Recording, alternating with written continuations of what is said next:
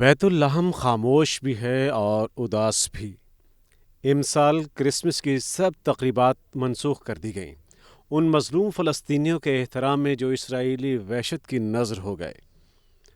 بیت الحم سیدنا مسیح علیہ السلام کی جائے پیدائش ہے، بنی اسرائیل کے آخری جلیل القدر پیغمبر۔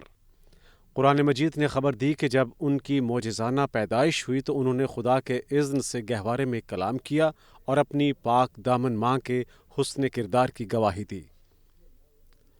انہوں نے فرمایا، مجھ پر سلامتی کی بشارت ہے، جس دن میں پیدا ہوا اور جس دن مروں گا اور جس دن زندہ کر کے اٹھایا جاؤں گا۔ اس دن کی سب سے بڑی تقریب بیت الحم میں ہوتی ہے۔ دنیا بھر سے مسیحی یہاں جمع ہوتے ہیں۔ یہ جگہ یروشلم سے 6 میل دور ہے۔ یہ ایک کلیسا ہے جو 1500 برس پہلے تعمیر کیا گیا۔ اس سال یروشلم میں بھی کسی تقریب کا انعقاد نہیں ہوا۔ خیال ہوتا ہے تاریخ نے ایک بڑی کروٹ لی ہے۔ سیدنا مسیح علیہ السلام پر ایمان رکھنے والے اسرائیل کے مقابلے میں اہل فلسطین کے ساتھ کھڑے ہو گئے۔ یوں کہیے کہ ظلم کے خلاف سراپا احتجاج بن گئے۔ یہ اس اخلاقی حس کا اظہار ہے، مذہب جسے بیدار کرنا چاہتا ہے اور جو پیغمبروں کی تعلیمات کا حاصل ہے۔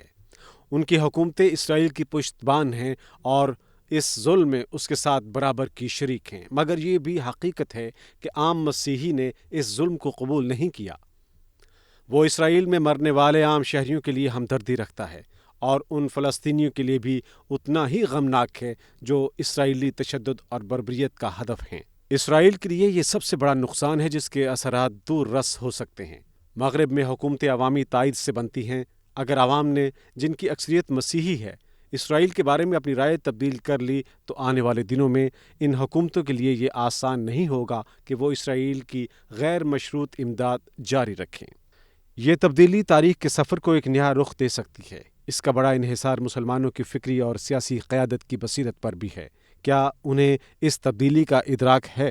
مسیحیت کا سواد اعظم کیتھولک مسلک سے تعلق رکھتا ہے۔ ویٹیکن نے ایک عرصے سے اپنا غیر سیاسی تشخص برقرار رکھتے ہوئے عالمی امور میں صرف اخلاقی مداخلت کی ہے۔ مثال کے طور پر جنگ کے خلاف ہمیشہ آواز اٹھائی ہے، پھر صلح کی بات کی ہے، جیسے امریکہ اور کیوبا میں مکالمے کی بنیاد رکھی۔ مشرق وسطیٰ میں فساد کے باعث جب لوگ بڑی تعداد میں ہجرت پر مجبور ہوئے تو ویٹیکن سے یہ اپیل کی گئی کہ کلیساؤں کے دروازے پناہ گزینوں کے لیے کھول دیے جائیں۔ مسلمانوں کے مقدسات کی بے حرمتی کی گئی تو اس کے خلاف آواز اٹھائی۔ اس بار جب اسرائیل نے وحشت کا نیا باب کھولا تو ویٹیکن نے اس میں بھی ظلم اور جنگ کے خلاف مظلوموں کا ساتھ دیا۔ مغرب کا عمومی تشخص لبرل ہے۔ اہل علم لیکن اس بات کو تسلیم کرتے ہیں کہ وہاں اگر اخلاقی حس موجود ہے تو یہ مذہب کی وجہ سے ہے۔ مذہب سے مراد مسیحیت ہے۔ انسانوں میں تبدیلی کا ماخذ ان کی عقل نہیں، ان کی اخلاقی حس ہے۔ اسی لیے مذہب کا مقدمہ بھی یہی ہے کہ انسان کو اخلاقی طور پر پاکیزہ بنایا جائے۔ عقل عیار ہے۔ یہ انسان کو وہ راستے بھی دکھاتی ہے جو غیر اخلاقی ہیں اور ان کے لیے اسے دلیلیں فراہم کرتی ہے۔ کوئی اس کو سمجھنا چاہے تو کسی عدالت میں جا کر وکیلوں کی بحث کو سن لے۔ اس ملک میں آئین شکنی کے لیے سارا استدلال عقل کا فراہم کردہ ہے۔ اخلاقی حس کبھی یہ کام نہیں کر سکتی۔ فلسطین کے مسئلے نے ایک بار پھر اس مقدمے کو زندہ کر دیا ہے۔ اس ظلم پر احتجاج کرنے والوں کی اکثریت کو اس مسئلے کی سیاسی جہت سے کوئی دلچسپی نہیں۔ شاید وہ یہ بھی نہ جانتی ہو کہ دو ریاستی حل کیا ہے اور اسرائیل کے وجود سے کون سے امریکی اور برطانوی مفادات وابستہ ہیں، یا حماس اور پی ایل او میں کیا فرق ہے۔ جس چیز نے اسے سراپا احتجاج بنایا وہ ظلم ہے۔ وہ معصوم بچوں کے لاشیں ہیں، وہ برباد ہوئی بستیاں ہیں، وہ بے گھر عورتیں ہیں، وہ بمبوں سے ویرانوں میں بدلتے ہسپتال ہیں۔ ظلم کے خلاف نفرت کا اخلاقی تقاضا ہے جس نے عام آدمی کو احتجاج پر ابھارا ہے۔ مظلومیت کو ایک بڑی قوت سمجھا گیا ہے جو تاریخ کا دھارا بدلنے کی صلاحیت رکھتی ہے۔ یہ بڑی بڑی سلطنتوں کو الٹ سکتی ہے۔ مسلم تاریخ میں کربلا مظلومیت کا استعارہ بنا تو اس نے تفہیم تاریخ کا رخ بدل دیا، بڑی بڑی ذہانتوں کو اپنی لپیٹ میں لے لیا۔ آج صورتحال یہ ہے کہ تاریخ کی اس تعبیر کے خلاف لوگ بات سننے کے لیے تیار نہیں۔ یہ دراصل مظلومیت کی قوت ہے جس کا انتساب سیدنا حسین رضی اللہ تعالی عنہ اور ان کے خانوادے کے نام ہے۔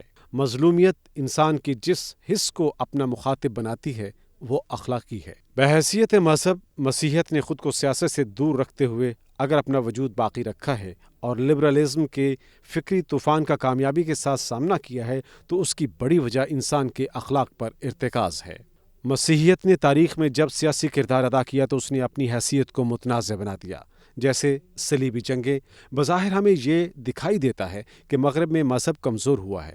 یہ کمزوری مگر مناسک و رسوم سے لا تعلقی کی صورت میں تو ہے، اخلاقی بے نیازی کی شکل میں نہیں ہے۔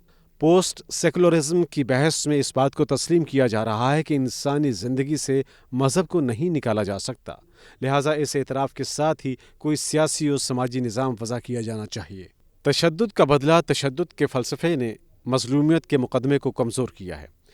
ریاست بھی اگر اپنی قوت کو غیر اخلاقی طور پر بروئے کار لائے تو انسان کی فطرت اسے رد کر دیتی ہے۔ اس کا اظہار امریکی عوام نے عراق کے خلاف امریکی جارحیت کے خلاف صدائے احتجاج بلند کرتے ہوئے کیا۔ غیر محارب کو کوئی ریاست ہدف بنائے یا مسلح گروہ، انسان کی اخلاقی حس نے اسے ہمیشہ مسترد کیا ہے۔